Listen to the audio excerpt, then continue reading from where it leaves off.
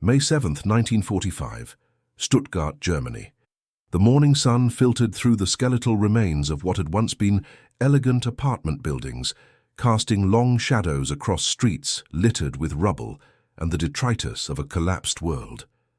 In the makeshift American supply depot established in the ruins of the old marketplace, Corporal James Washington, of the 761st Tank Battalion, stood behind a weathered wooden table, distributing bread rations to a line of German civilians that stretched around 3 city blocks. What he believed that morning was simple. He was just another soldier doing his duty, handing out food to hungry people in a defeated nation. He had no idea that a single encounter, lasting no more than 5 minutes, would challenge everything he thought he understood about hatred, desperation, and the common threads that bind all human beings together. Before we dive into this story, make sure to subscribe to the channel and tell me in the comments where you're watching from. It really helps support the channel. This is the story of how an act of unexpected compassion between 2 people from opposite sides of the world's most devastating conflict would reveal a truth more powerful than any military victory. That dignity and humanity could survive even in the ashes of total defeat, and that sometimes the smallest gestures carry the weight of redemption. James Washington had arrived in Europe 8 months earlier, part of one of the segregated tank battalions that the American military had reluctantly deployed to the European theater. Born in Birmingham, Alabama in 1922, he had grown up in a world of Jim Crow laws, separate water fountains, and the constant reminder that his skin color marked him as less than fully human in his own country. His father, Thomas Washington, had worked for 23 years in the steel mills before being laid off during the Depression. His mother, Sarah, cleaned houses for white families 6 days a week, leaving before dawn and returning after dark. James had been the oldest of 4 children, and he had watched his parents sacrifice everything to keep the family fed and clothed during those desperate years when work was scarce and dignity even scarcer. When he volunteered for service in 1943, he did so with complicated motivations that he sometimes struggled to explain even to himself. Part of him believed that military service might earn African Americans a measure of respect back home, that perhaps if black soldiers proved their courage and capability on the battlefield, white Americans would be forced to acknowledge their full humanity and extend to them the rights that should have been theirs by birth. Another part simply wanted to escape the suffocating racism of the Deep South, even if it meant facing enemy fire on foreign soil. At least in the military, he reasoned, the rules were clear and applied to everyone, even if those rules included segregation and discrimination.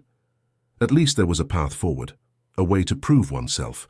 That did not exist in the civilian world, where opportunities were foreclosed before they could even be pursued. The journey from Alabama to Europe had been long and transformative. James had completed basic training at Fort Knox, Kentucky, where he learned to operate and maintain armored vehicles under the instruction of sergeants, who ranged from grudgingly respectful to openly contemptuous.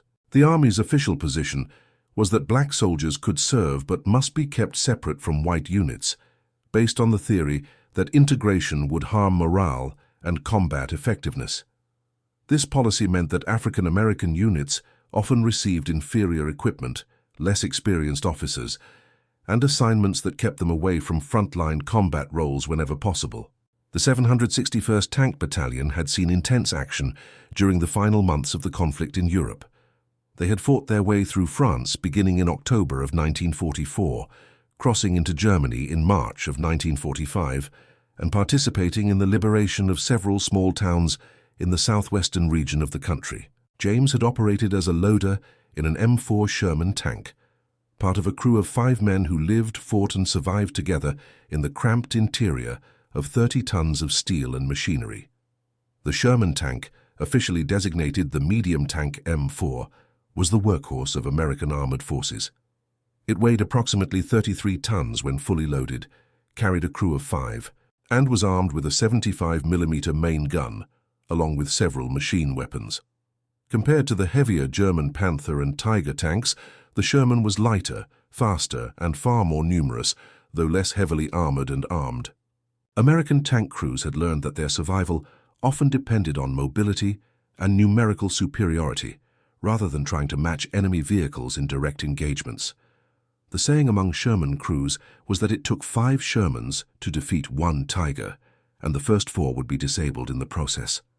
This dark humor reflected a genuine reality about the technological disparities between American and German armor, but it also reflected the industrial might of the United States, which could produce 5 tanks for everyone the enemy manufactured. James's role as a loader meant that he was responsible for selecting and loading the appropriate ammunition for each target, a task that required both physical strength and quick thinking under pressure. The interior of a Sherman during combat was a hellish environment, deafeningly loud from the engine and weapons fire, filled with acrid smoke from the gun, dangerously hot from the summer sun beating down on the metal hull, cramped to the point where movement was restricted, and pervaded by the constant awareness that a penetrating hit could turn the tank into an inferno within seconds. The crew had developed the kind of intense bond that comes from depending on each other for survival in conditions of sustained danger. They knew each other's habits, quirks, fears, and hopes with an intimacy that transcended ordinary friendship. The battalion had earned a reputation for reliability and competence, despite operating with equipment that was often older or more worn than that issued to white units. They had supported infantry advances, conducted reconnaissance missions, and engaged in direct combat against German armored and infantry forces. By the time they reached Stuttgart in late April of 1945, they had lost 16 tanks and 32 crew members during their months of combat operations. James had been fortunate, or blessed, or simply lucky, depending on how one chose to interpret survival in circumstances where danger could arrive without warning. His tank had been hit twice, once by artillery fire that damaged the tracks but left the crew unhurt, and once by a Panzerfaust rocket that failed to penetrate the armor fully but left a scar on the hull that the crew refused to have repaired, considering it a badge of their endurance. By the time his unit reached Stuttgart in late April, the organized resistance from German military forces had largely collapsed. What remained was chaos, displaced persons wandering aimlessly, former regime supporters burning documents and uniforms, and ordinary civilians emerging from cellars and bomb shelters to confront the staggering reality of absolute defeat. The city that had once been a prosperous industrial center, home to over 600,000 people, now resembled an architectural graveyard. Allied bombing raids had damaged an estimated 60% of the buildings in the city center.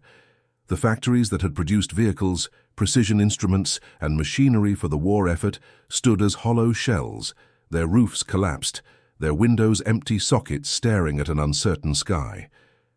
The transformation of Stuttgart from industrial powerhouse to ruins had occurred over several years of sustained aerial bombardment. The city had been a priority target for Allied air forces because of its concentration of manufacturing facilities that produced everything from ball bearings to aircraft components.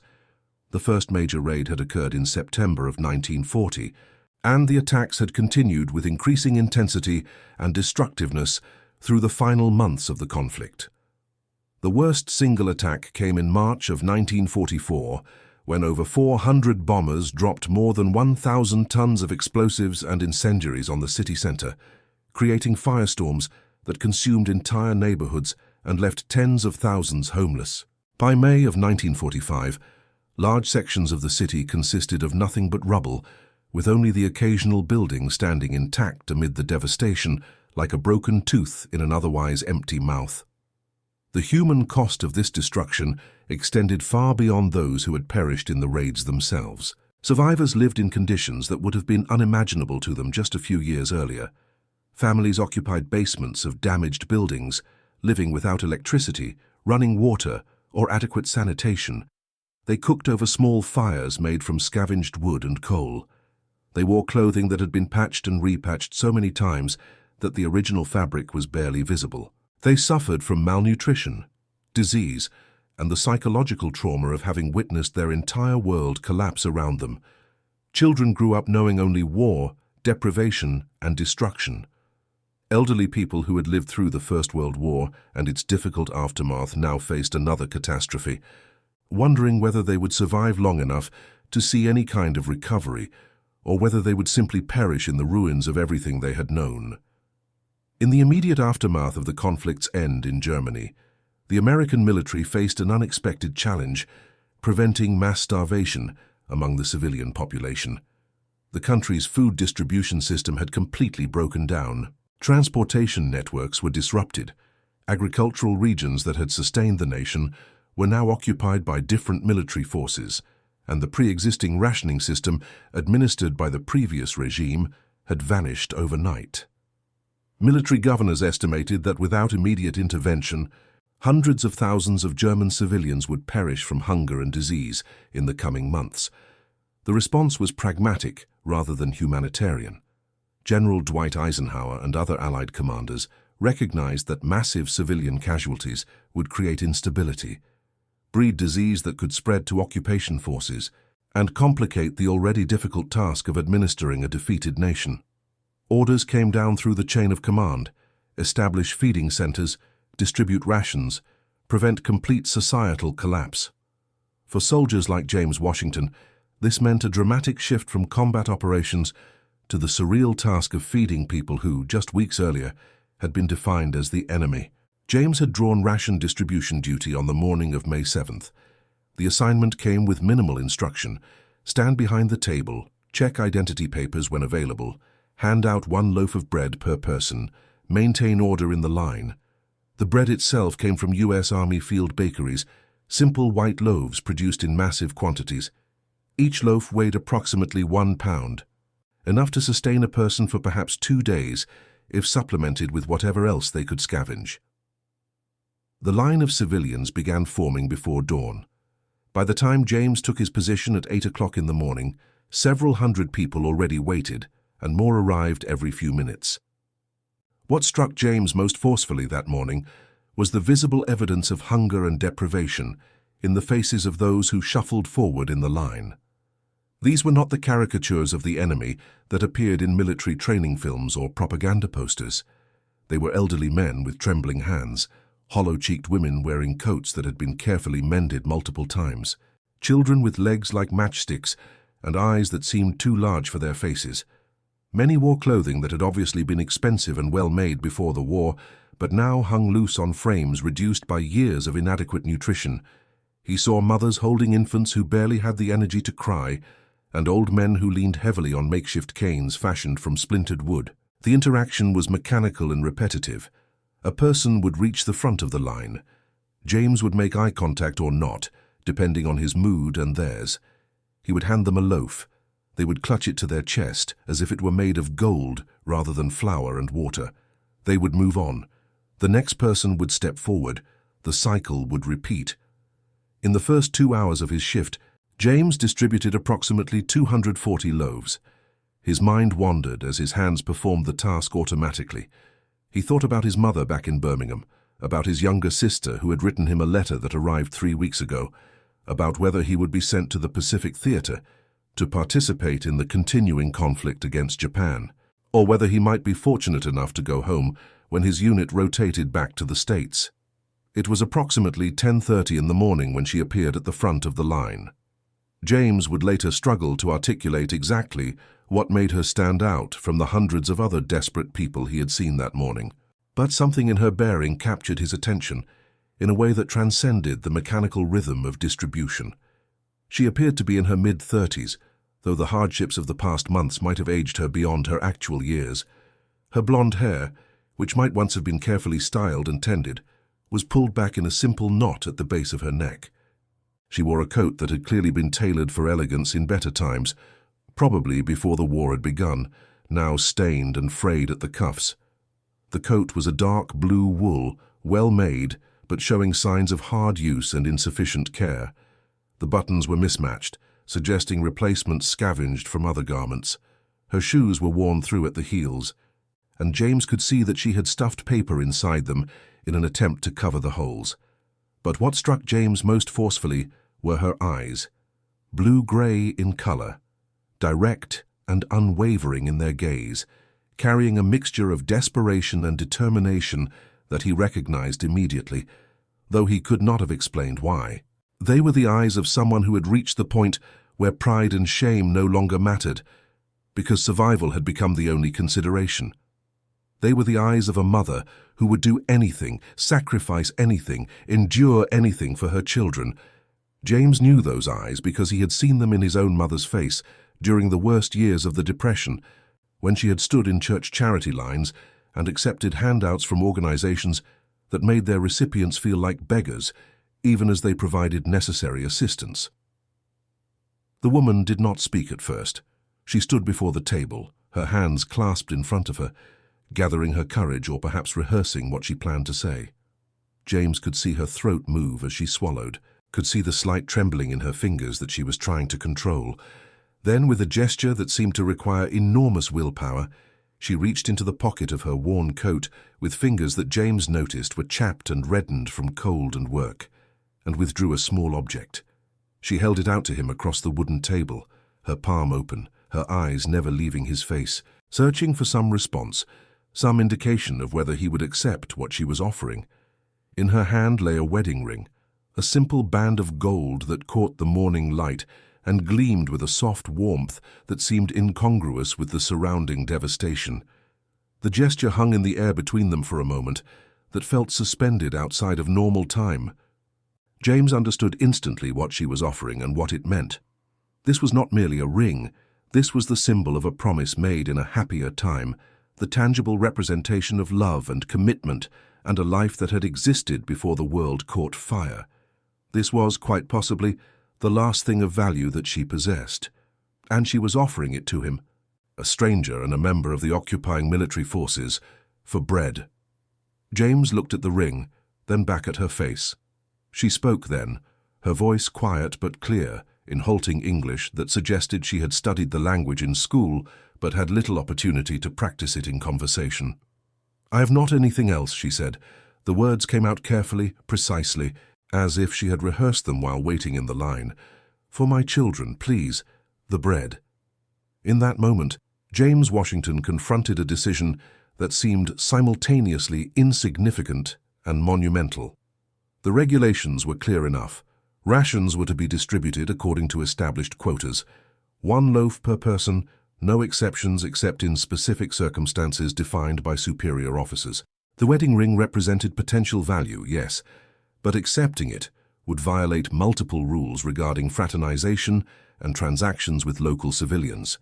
Moreover, the American military administration had issued strict guidelines against occupation personnel engaging in private trade with German civilians, partly to prevent corruption, and partly to avoid the development of black markets that would undermine the official rationing system. Soldiers caught trading military supplies for personal gain could face court-martial, reduction in rank, or other severe punishments. But as James stood there looking at this woman who had offered him the symbol of her marriage for bread to feed her children, he found that the regulations seemed distant and abstract compared to the immediate human reality in front of him. He thought about his own mother, who had worked 12-hour days in a white family's kitchen in Birmingham to keep food on the table for her children, who had stood in lines not unlike this one during the Depression, who had accepted charity with quiet dignity because her children's hunger outweighed her pride. He thought about the time when he was 11 years old and his father had swallowed his pride and accepted food from a church program because his factory job had been eliminated, and there was simply no money for groceries. He remembered his father's face that evening, the mixture of gratitude and humiliation, the way he had wept quietly in the bedroom thinking his children could not hear. He thought about dignity and desperation and the universal language of a parent trying to feed their children. He thought about the wedding ring his own mother wore, a thin band of gold that his father had saved for months to buy before their marriage, and how she had never taken it off even during the hardest times when selling it might have eased their struggles. He thought about what that ring represented, not just metal and monetary value, but promises made and kept, love persisting through hardship, the determination to maintain some symbol of normalcy and commitment, even when everything else was falling apart. And he thought, though he did not articulate this clearly even to himself at the time, about the ideologies and hatreds that had brought him and this woman to this moment. The regime he had fought against had defined both of them as inferior beings, though for different reasons and with different consequences. She, as a woman, would have been valued primarily for her role in producing and raising children to serve the state. He, as a black person, would have been categorized as racially inferior and marked for elimination or enslavement. The United States he represented offered him marginally better treatment, but still denied him full citizenship and subjected him to systematic discrimination and occasional violence. Yet here they were, two people stripped of all the ideological categories and hatreds, reduced to the basic human reality of hunger and the attempt to help. James reached under the table where the bread loaves were stacked in wooden crates. He pulled out not one loaf but two, knowing that his sergeant would notice the discrepancy when the inventory was tallied at the end of the shift, but deciding in that instant that he would deal with those consequences later. He placed both loaves on the table in front of the woman. Then, in a gesture that felt both spontaneous and somehow inevitable, he gently closed her fingers around the wedding ring and pushed her hand back toward her. "No," he said simply. "You keep that." His voice was quiet, meant only for her to hear over the general murmur of the waiting crowd. "For your husband, when he comes home." The woman stared at him, her eyes widening in an expression that James would remember for the rest of his life. It was shock, yes, but also something deeper, a kind of bewildered gratitude mixed with a sudden emotional recognition that transcended the categories of victor and vanquished, occupier and occupied, black American and white German. Her lips moved as if to speak, but no words came. Tears began to flow down her cheeks, cutting clean tracks through the dust and grime that coated her skin. She clutched the two loaves to her chest with one arm, while her other hand remained frozen in place, still holding the ring that James had refused. She opened her mouth again, managed to whisper, "Danke, thank you," then turned and walked away quickly, as if afraid that he might change his mind, or that some other authority might intervene to reverse this unexpected mercy. James watched her disappear into the crowd of waiting people, then turned his attention back to the next person in line, an elderly man with a worn cap and an expression of patient exhaustion. James handed him a single loaf. The distribution continued. But something had shifted in James's internal landscape, a small tectonic movement that would continue to reverberate long after the immediate moment had passed. The rest of that day proceeded without major incident. James completed his shift at 2 o'clock in the afternoon, having distributed approximately 560 loaves to an endless succession of hungry people. His sergeant, Sergeant DeMarco, a first-generation Italian-American from Philadelphia, did indeed notice that the inventory count was one loaf short.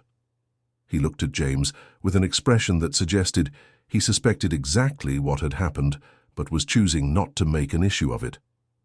DeMarco had seen enough of the war's aftermath to recognize that rigid adherence to regulations sometimes produced outcomes that violated a deeper sense of what was right.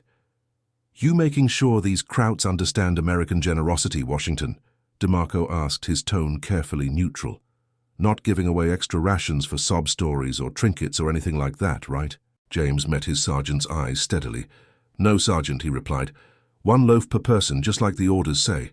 Maybe I miscounted one somewhere. Long day, lots of people." DeMarco held the eye contact for a moment longer, then nodded slowly. "All right then," he said. "Make sure your count is accurate tomorrow. Dismissed." That evening, in the abandoned warehouse that had been converted into temporary barracks for his unit, James found himself thinking about the encounter in ways that surprised him with their complexity. He sat on his cot, a thin mattress on a metal frame that creaked whenever he shifted his weight, and tried to process the emotional residue of what had happened.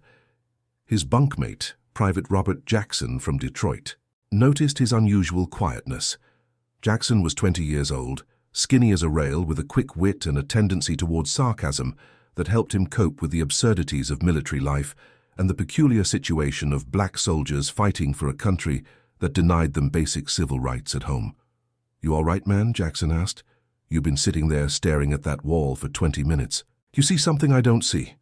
James shook his head. "Just thinking," he said, "about these people, the Germans, what it must be like." Jackson snorted. "What it must be like," he repeated. "Man, I don't spend much time worrying about what it's like for them. They started this whole mess, they followed that regime, now they're paying the price, that's how it works." "I know," James said. "I know all that. But when you see them up close, when you look in their faces, they just look like people. Hungry people, scared people, people trying to take care of their families. Jackson was quiet for a moment, then spoke more softly. "You give somebody extra today?" he asked. "That's what's got you all philosophical." James hesitated, then nodded. "Woman came through," he said. "Had kids at home," she said.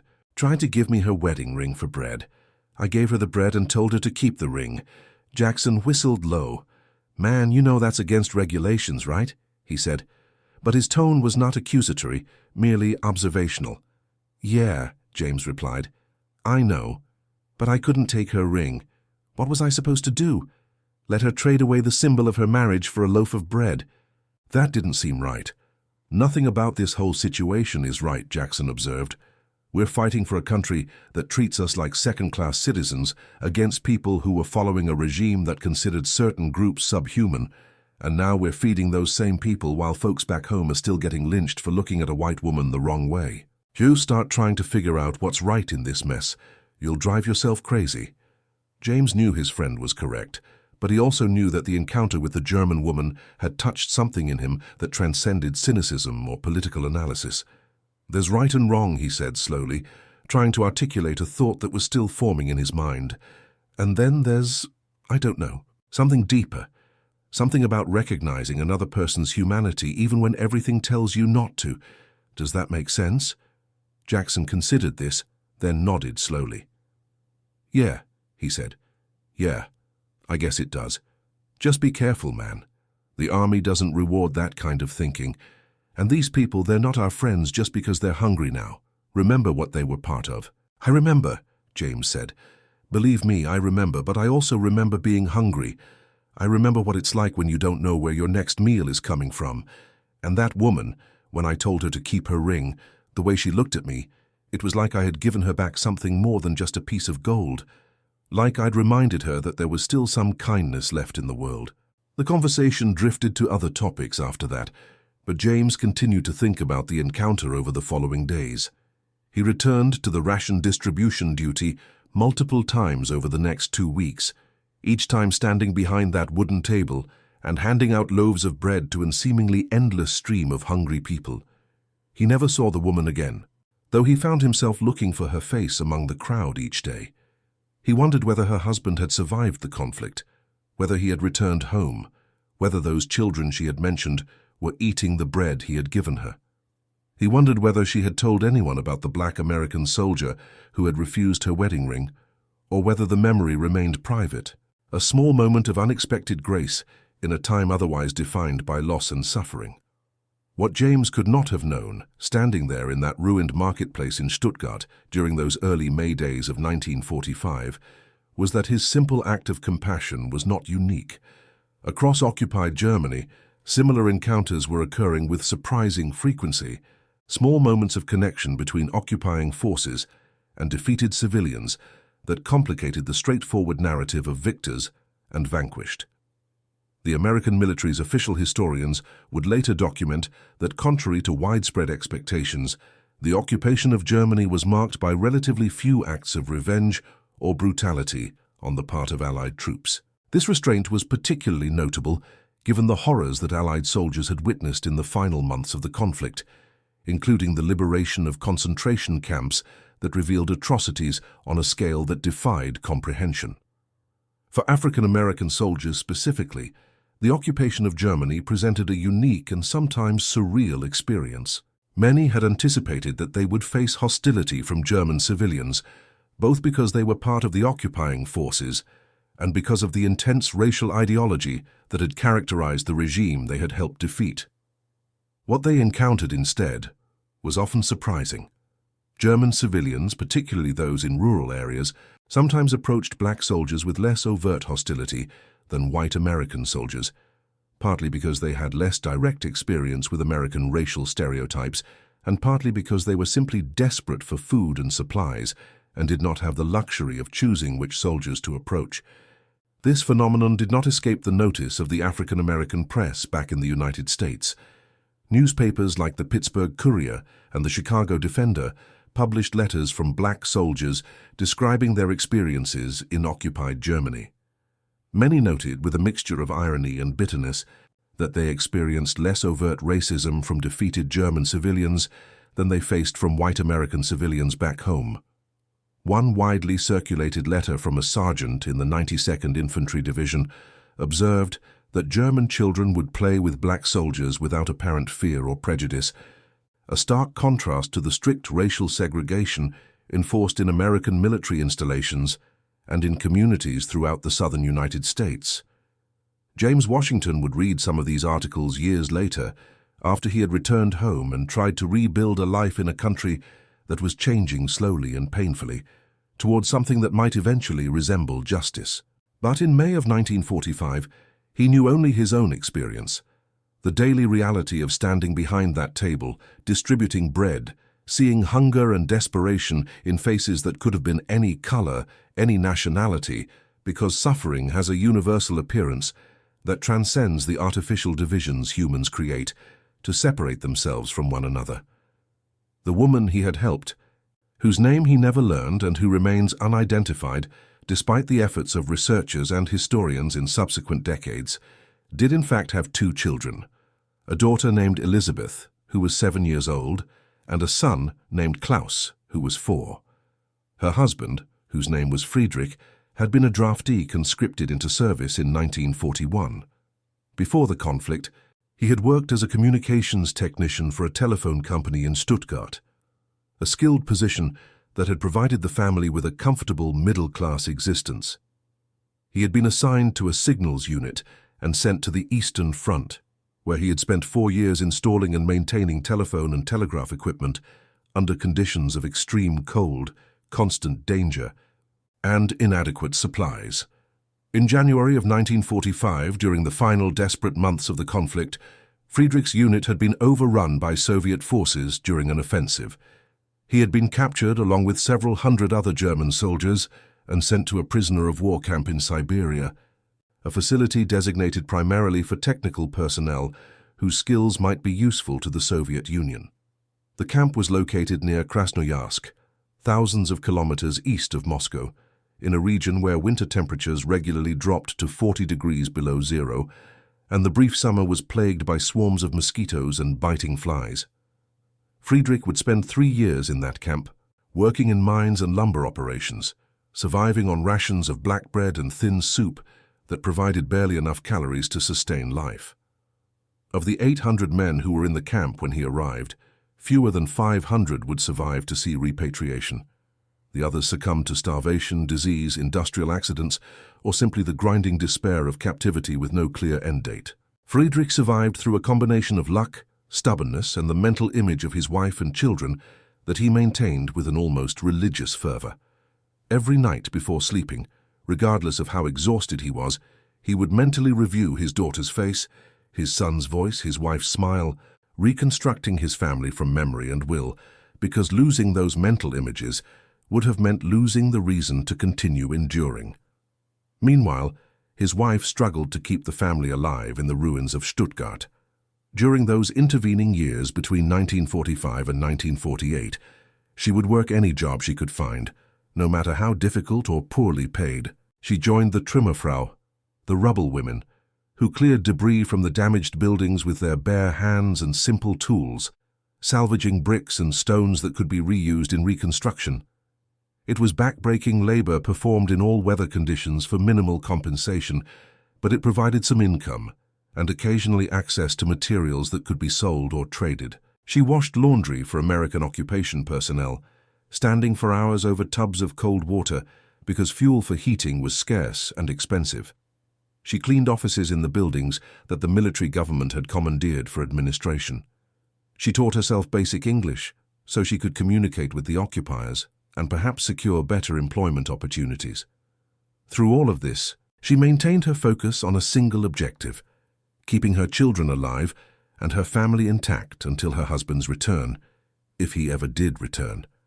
Many women in her situation remarried or entered relationships with occupation soldiers, pragmatic decisions driven by the need for resources and protection in a society where single women faced enormous challenges.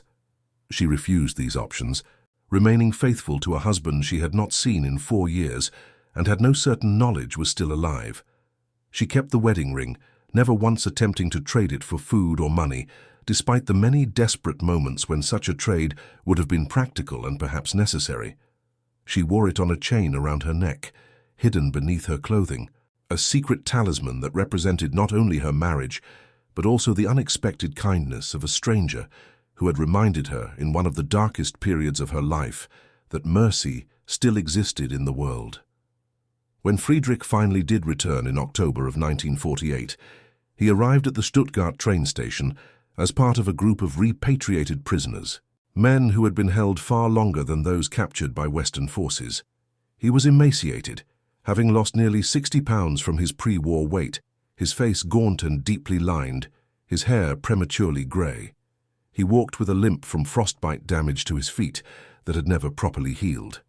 His clothes, issued by the Soviet authorities before repatriation, hung loose on his frame. He carried a small cloth bag containing his few possessions, a change of clothing, a spoon he had carved from wood during his captivity, and a photograph of his family that had somehow survived 3 years in Siberia. His wife had gone to the train station that day on the slim chance that he might be among the returnees. She had done this every week for months, standing among crowds of other women waiting for husbands and sons who might never come home. When she saw him emerge from the train car, moving slowly and carefully like a man much older than his 38 years, she did not immediately recognize him. The man she remembered had been robust and energetic, quick to smile and laugh. This man looked as though he had aged 20 years in the 3 that had passed since his capture. But when their eyes met across the platform, something in his gaze confirmed his identity, and she ran toward him with a cry that was part joy and part grief for all that had been lost. They embraced on that train platform, both weeping, unable to speak for several minutes. Then she pulled back, looked at him fully, and began to tell him rapid fragments of what had happened during his absence. The children were alive and healthy. They had survived. She had worked. They had managed. And then, her hands shaking, she pulled the gold chain from beneath her collar and showed him the wedding ring she still wore. She told him about that day in May of 1945, standing in line for bread with nothing left to trade except this ring.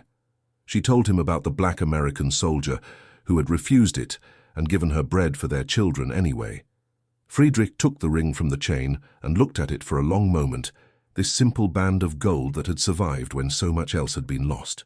Then he looked at his wife with tears streaming down his face and said, in a voice rough from emotion and disuse, that they had both been blessed. Not blessed by the absence of suffering, because they had suffered beyond what many people could endure, but blessed by the presence of small mercies and unexpected kindness in the midst of catastrophe. Blessed by the survival of love and family when the world had seemed determined to harm both. Blessed by strangers who had chosen compassion when they could have chosen indifference or cruelty. He would spend the rest of his life, which extended another 37 years until his passing in 1985, telling the story of that American soldier who had given his wife bread and refused her wedding ring. He told it to his children as they grew into adulthood. He told it to his grandchildren when they were old enough to understand. He told it to colleagues and neighbors and anyone who would listen, because it had become for him a parable about human possibility in dark times. He had seen the worst of what humans could do to each other during his years on the Eastern Front and in the prison camp. He had witnessed atrocities and endured deprivations that left permanent scars on his body and psyche. But the story of the American soldier reminded him that even in the darkest times, individual humans retained the capacity for decency, compassion, and the recognition of shared humanity. For James Washington, the memory of that encounter would become one of the defining moments of his life, an experience that shaped his understanding of what it meant to be human in a world fractured by hatred and violence. When he returned to the United States in September of 1945, after the conflict in the Pacific had ended with Japan's surrender in August, he found himself confronting the same racism that had characterized his life before military service. He could not drink from certain water fountains. He could not eat in certain restaurants. He had to ride in the back of buses and accept employment in jobs that white workers considered beneath them. The uniform that he had worn with pride became, in the context of civilian life in Alabama, merely another reminder of the disconnect between the ideals America claimed to represent and the reality of how it treated its black citizens. But something had changed within him, a subtle but profound shift in perspective that the encounter with the German woman had helped catalyze. He had seen, in the most direct and personal way possible, that the categories humans use to define themselves and others, the labels of race and nationality and ideology, were in some fundamental sense less real than the universal human experiences that connected all people: hunger and fear, love and loss, the desperate hope for a better future, and the will to survive. This recognition did not solve the practical problems of living in a segregated society, did not protect him from discrimination or injustice, but it provided a kind of inner conviction that sustained him through difficult times. In 1947, James married a schoolteacher named Dorothy Jenkins from his neighborhood in Birmingham. Dorothy was 24 years old, educated at Tuskegee Institute, intelligent, determined, and committed to the belief that education was the key to advancing the cause of racial equality. They would have 3 children together: a son named Marcus, born in 1948, a daughter named Angela, born in 1951, and another daughter named Patricia, born in 1954. James and Dorothy raised them in a home where education and dignity were emphasized above all else, where the children learned from an early age that they were as good as anyone else regardless of what the wider society might tell them, and where service to the community was understood as both a privilege and an obligation. James found work at a steel mill in Birmingham, one of the few industrial employers willing to hire black workers for anything beyond the most menial positions. He worked as a machinist, a skilled position that paid better than most jobs available to African Americans in the segregated South.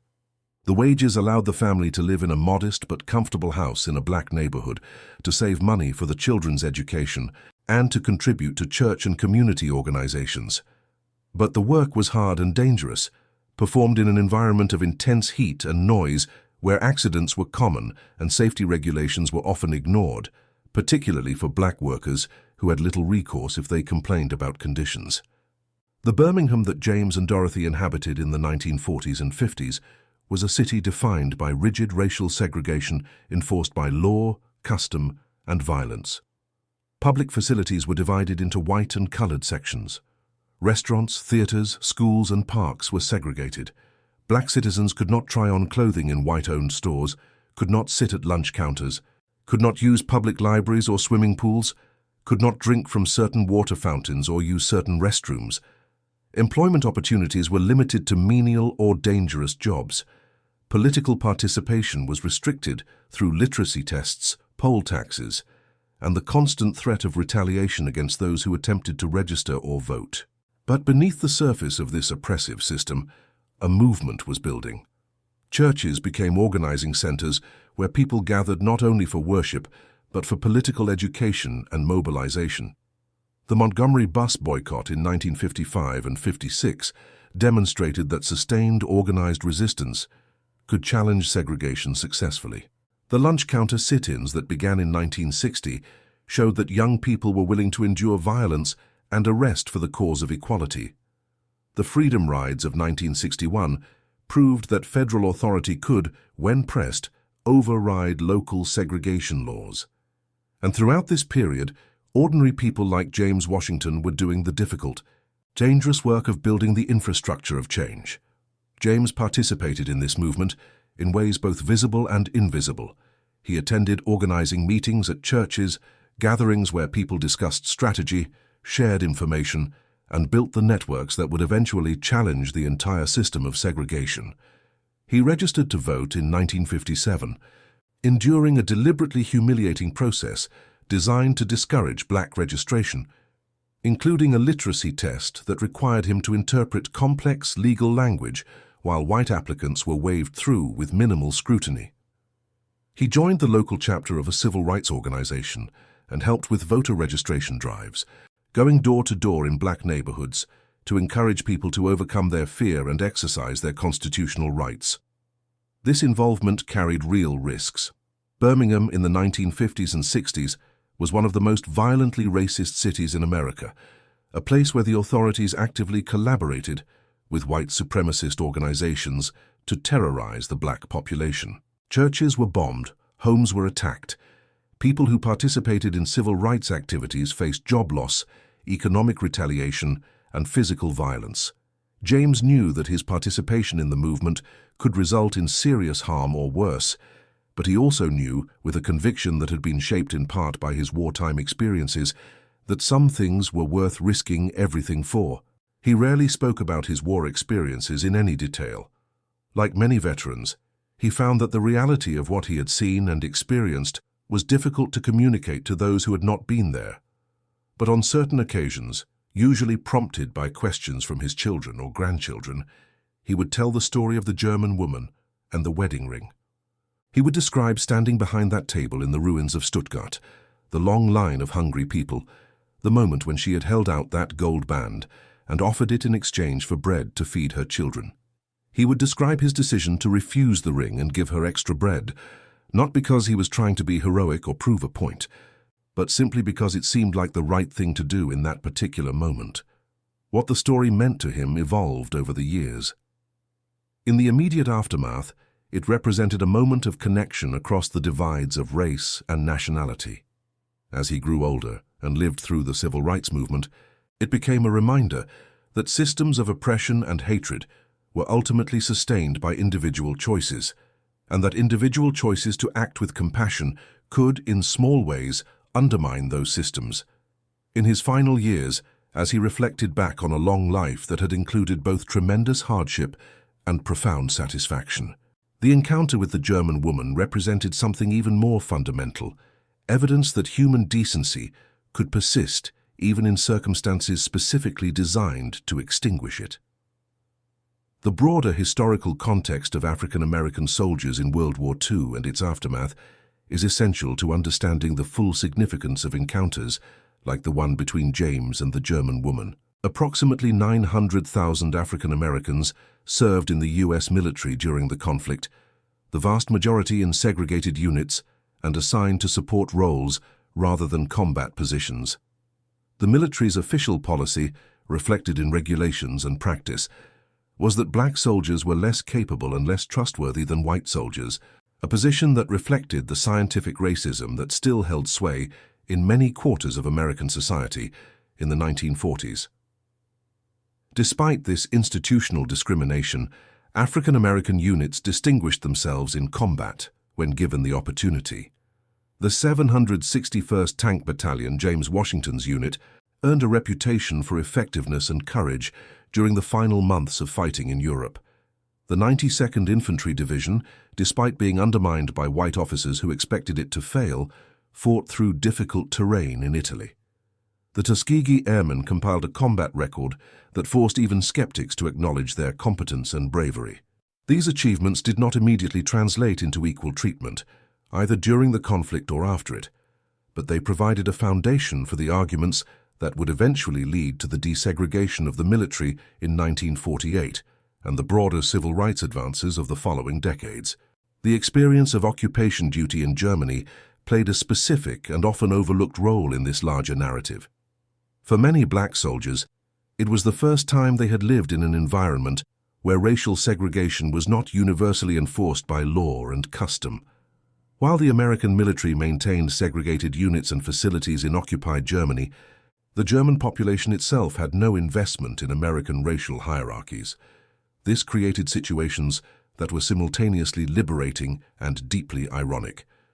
Black soldiers could enter restaurants and bars that would have refused them service back home, could interact with white civilians without the elaborate codes of deference that govern such interactions in the American South, could experience a brief glimpse of what life might be like in a society where skin color was not the primary determinant of status and opportunity. This experience radicalized many African American soldiers, making them less willing to accept second-class citizenship when they returned home. The Double V campaign, advocating victory against fascism abroad and racism at home, gained momentum from the recognition that black Americans had fought for freedoms they did not fully enjoy themselves.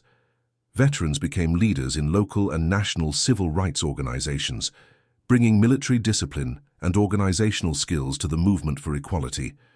The GI Bill, despite being administered in ways that often discriminated against black veterans, still provided educational and economic opportunities that had been unavailable to previous generations, helping to build a black middle class that would provide resources and leadership for the civil rights movement. In Stuttgart specifically, the city where James Washington had his encounter with the German woman, the post-war period was marked by a remarkable transformation. The occupation authorities, initially concerned primarily with preventing starvation and disease, gradually shifted toward a program of democratization and reconstruction. The United States military government in the American zone of occupation implemented policies designed to eliminate remnants of the previous regime, re-educate the population in democratic values, and rebuild the economic infrastructure that had been damaged by years of war.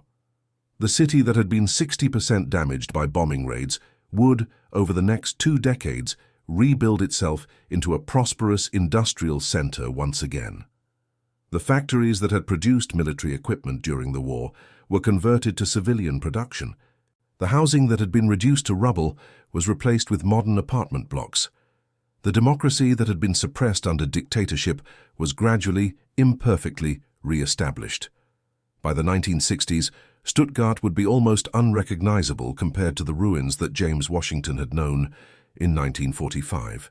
The German woman in this story represents millions of ordinary Germans who experienced the collapse of their world and the difficult process of rebuilding in the aftermath. The narrative that emerged in later years about German civilians during and after the conflict is complex and contested. Some historians emphasize collective responsibility, arguing that the regime could not have functioned without widespread support, or at least passive acceptance from the population. Others focus on individual stories of resistance, suffering, and survival, noting that many ordinary Germans were also victims of a totalitarian system, albeit victims who often enjoyed privileges that were denied to those targeted by racial and political persecution. What is undeniable is that the immediate post-war period was characterized by extreme hardship for the German civilian population.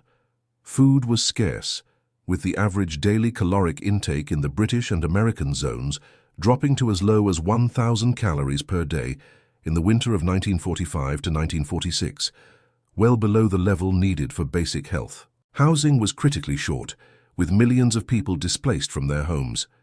The economy had collapsed, currency was nearly worthless, and many people survived only through barter or the black market.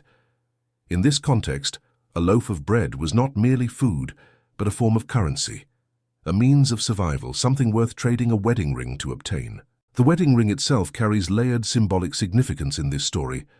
On the most basic level, it represents the last possession of value that the woman had to trade, but it also represents continuity with the past, a tangible link to a time before the war, when life was normal, when people married and planned futures and believed in permanence. In offering it for bread, the woman was not merely engaging in a transaction, but making a statement about priorities. Immediate survival for her children trumped symbolic connection to the past. In refusing it and giving her bread anyway, James Washington was making a different statement, that some forms of value, some representations of human connection and dignity, should not be reduced to mere economic exchange, even in desperate circumstances. The fact that this exchange occurred between a black American soldier and a white German woman adds additional dimensions of meaning. In the racial ideology that had been promoted by the regime James had helped to defeat, he would have been categorized as racially inferior, someone to be discriminated against and potentially eliminated. In the racial ideology that governed much of the United States in 1945, he was also considered inferior, someone to be segregated from white society and denied equal rights and opportunities. Yet in this moment, in this specific encounter, those ideologies were rendered irrelevant by the simple human reality of hunger, compassion, and recognition of shared humanity.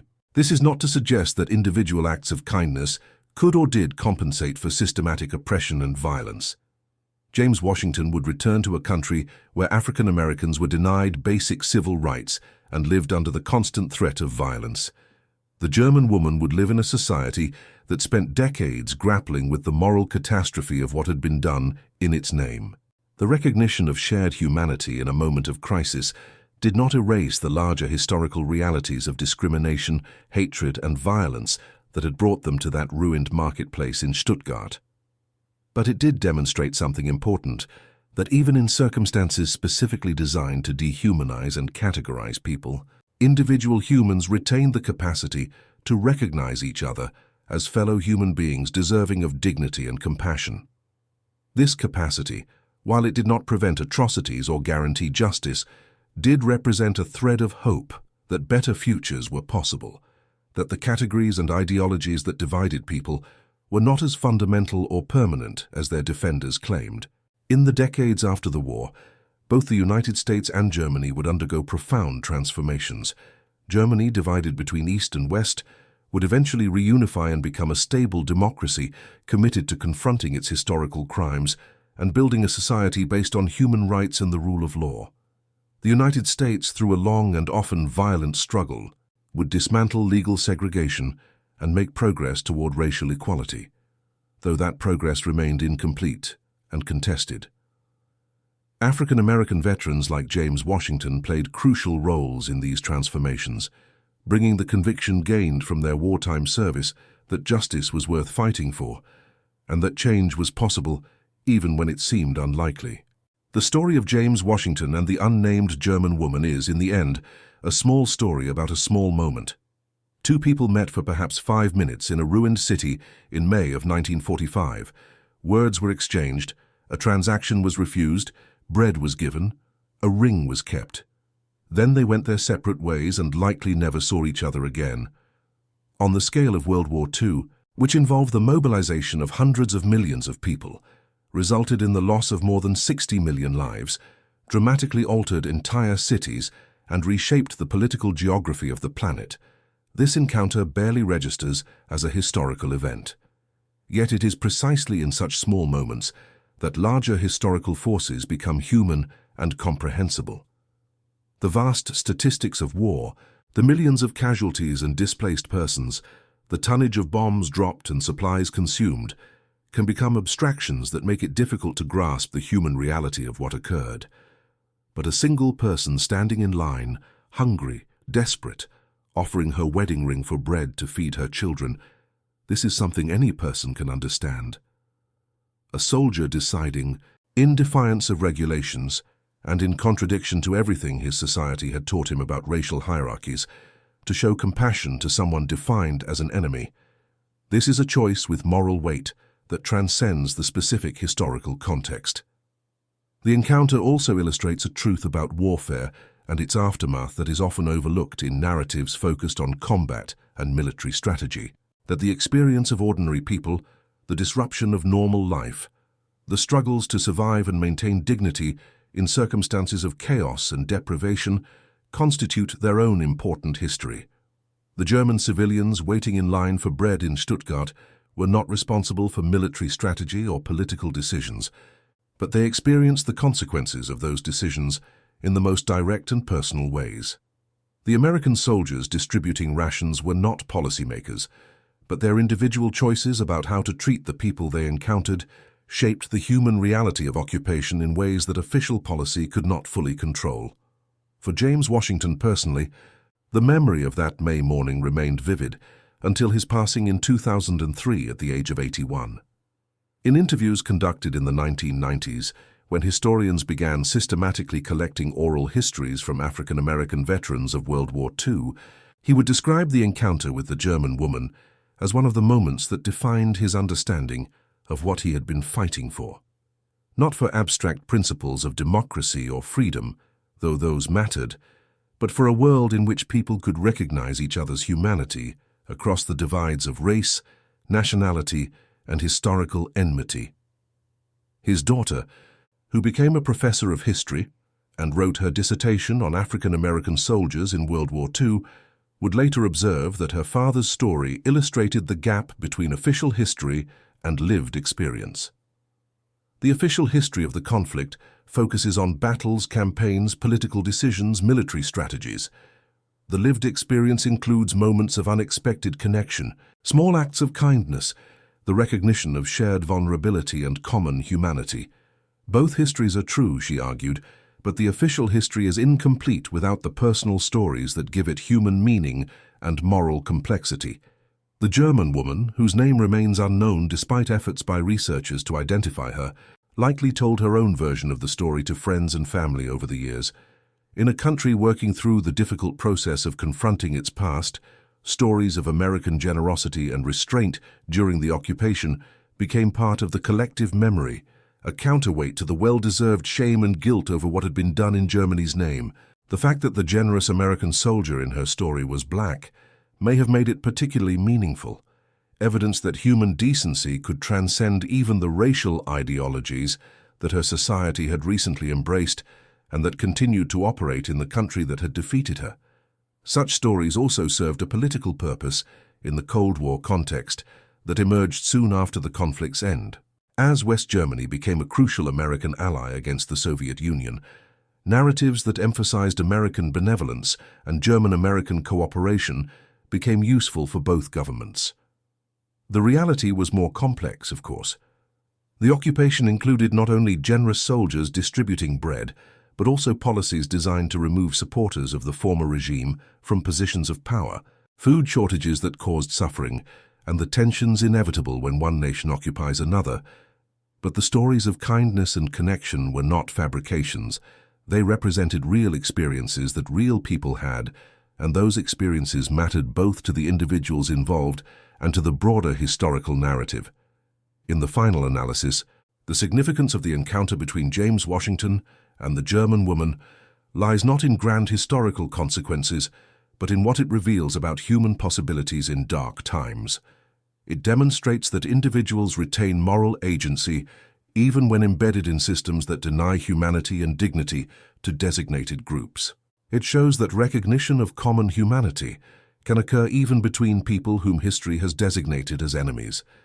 It proves that small acts of compassion, while they do not prevent atrocities or guarantee justice, do matter to the individuals who experience them and contribute to the possibility of building better societies in the aftermath of destruction. The wedding ring that the woman kept, worn on a chain around her neck until her husband returned, eventually became a family heirloom passed down to her daughter, and then to her granddaughter. Each generation would hear the story of how it was almost traded for bread, how an American soldier refused it and gave bread anyway, how this small act of mercy came to symbolize the possibility of redemption and new beginnings even in the darkest times.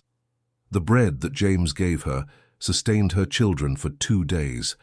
The memory of his compassion and what it represented about human possibilities sustained her family for generations. James Washington never learned what happened to the woman he had helped. He never discovered whether her husband came home, whether her children grew up healthy, whether the family rebuilt their lives successfully in the new Germany that emerged from the ruins of the old. But he did not need to know those specific outcomes to believe that his choice to show compassion had been the right one. The rightness of the action, he would later reflect, did not depend on its consequences but on its character. He had seen another person in desperate need, had possessed the power to help, and had chosen to do so in a way that preserved their dignity. That choice aligned with values he believed were fundamental to human decency, values that no ideology or system could permanently extinguish as long as individuals continued to act on them. And that concludes our story. If you made it this far, please share your thoughts in the comments. What part of this historical account surprised you most? Don't forget to subscribe for more untold stories from World War II, and check out the video on screen for another incredible tale from history. Until next time.